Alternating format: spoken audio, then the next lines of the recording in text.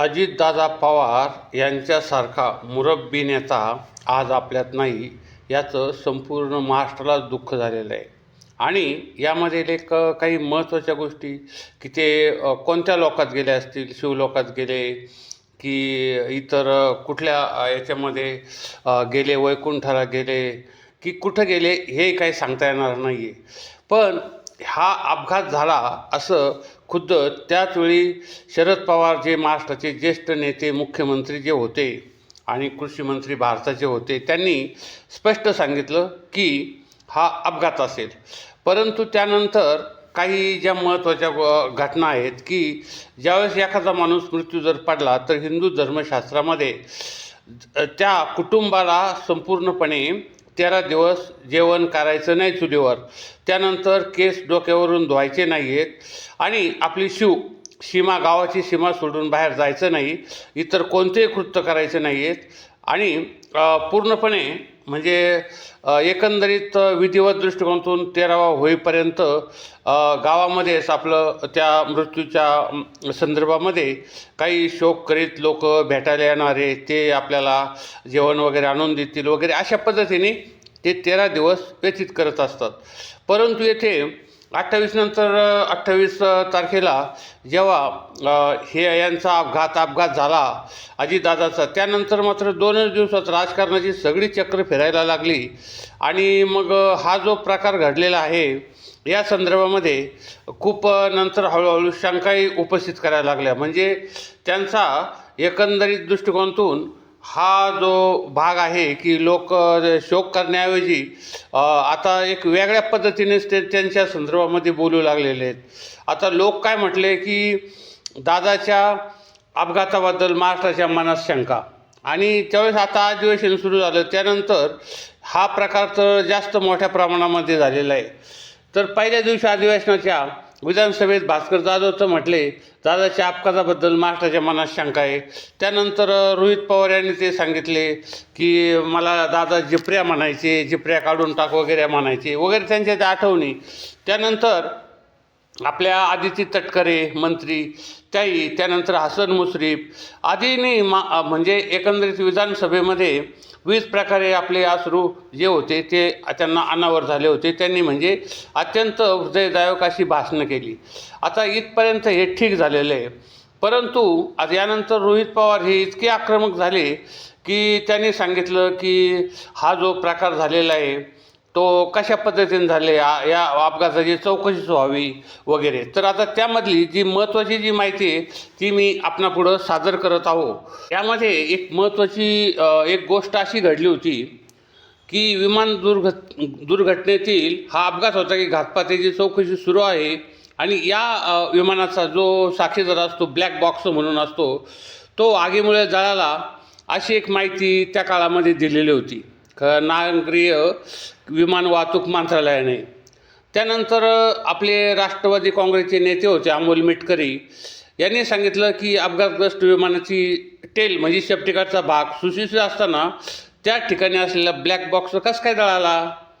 आणि मग त्यानंतर त्यांनी म्हणजे जे आकाशातून विमानाचे फोटो घेतले होते ते सगळे सांगितले आणि मग त्यांनी सांगितलं त्या विमान कंपनीवर गंभीर आरोप केले.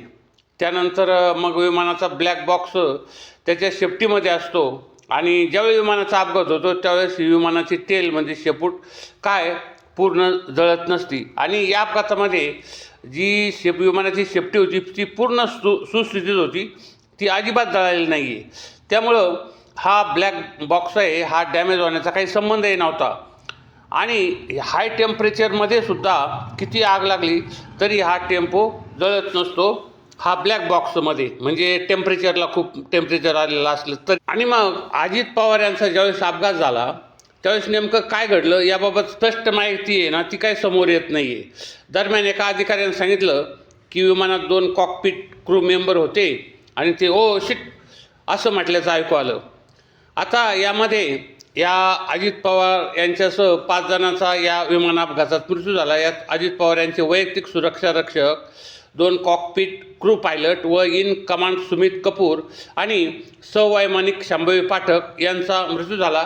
त्याबरोबर फ्लाईट अटेंडंट पिंकी माळी यांचाही मृत्यू झालेला आहे. हे जे विमान आहे हे VSR व्हेंचर प्रायव्हेट लिमिटेड या कंपनीचं विमान आहे आणि ही कंपनी आहे दिल्लीमधली.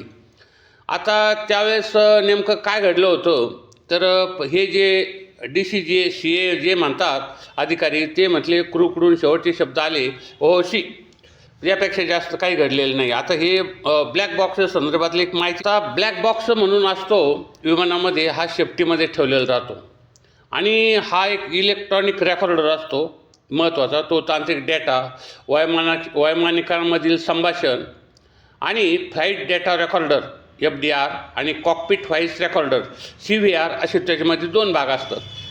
आणि जे विमान अपघातापूर्वीचे तांत्रिक बिघाड, वैमानिकाची मानवी चूक किंवा हवामानाची स्थिती यासारखी महत्त्वपूर्ण माहिती हे कॉकपिट यामध्ये जी तांत्रिक आकडेवारी असते या ब्लॅक बॉक्समध्ये, त्यामध्ये विमानाचा वेग किती होता, उंची किती, दिशा किती, इंधन साठा किती, इंजिनाची स्थिती कशी होती आणि ऑटो पायलटची म्हणजे स्टेटस म्हणजे तो कसं होतं ही जी माहिती त्यामध्ये रेकॉर्ड केली जाते.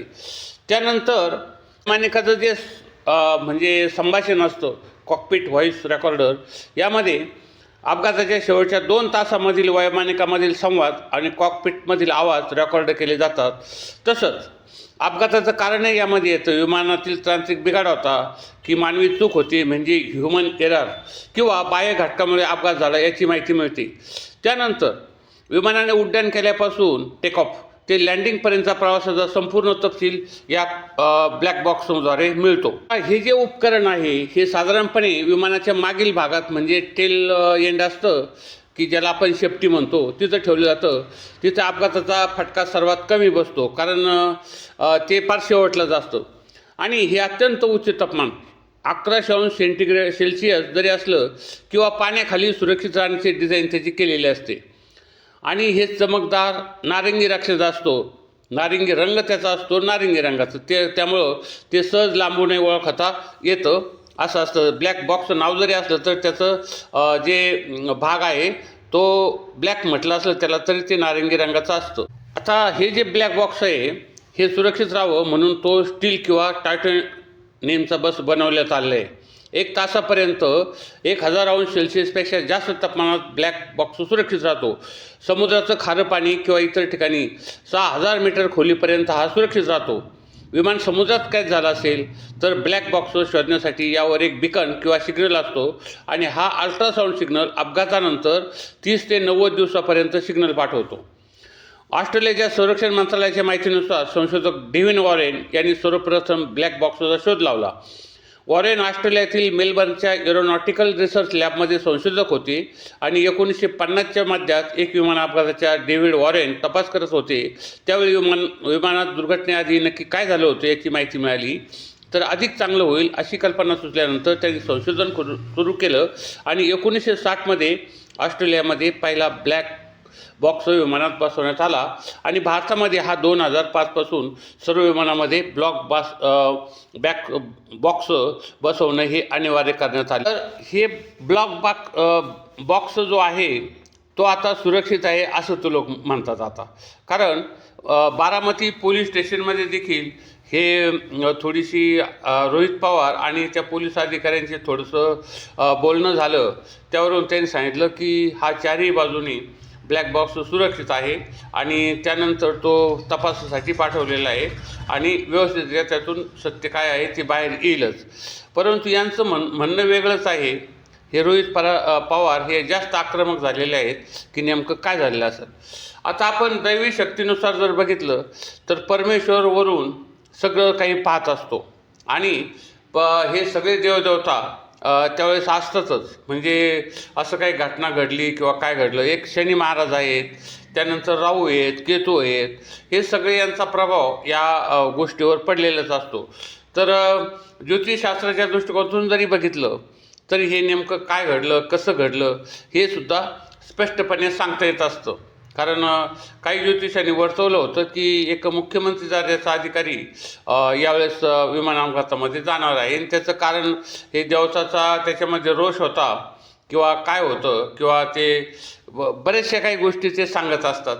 तर यामध्ये हे देवतांचा सहभाग देखील फार महत्त्वाचा आहे कारण आपले जे फळं असतात, विविध प्रकारची फळं असतात माणसाच्या केलेले माणसाने जे, तर त्याची फळं माणसाला मिळत असतात, असा इथे एक ज्योतिषशास्त्रीय सिद्धांत आहे. पण अजितदादांची एक इच्छा मात्र अपूर्ण राहिली. ते 7 वेळा ते 9 वेळा मुख्यमंत्री उपमुख्यमंत्री झाले, परंतु त्यांना मुख्यमंत्री व्हायचं असतं. आणि ते जर समजा काही दिवस मुख्यमंत्री झाले असते तर ते सुखाने झालं असतं. मग आता त्यांचा अंतरात्मा त्या मुख्यमंत्रीपदासाठी कदाचित तळमळतही असेल.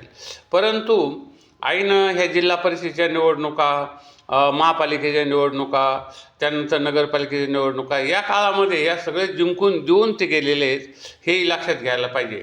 त्यामुळं आता राष्ट्रवादी पक्षाचं काय होणार या संदर्भामध्ये देखील काही ज्योतिषांनी भविष्य वर्तवलेले आहे.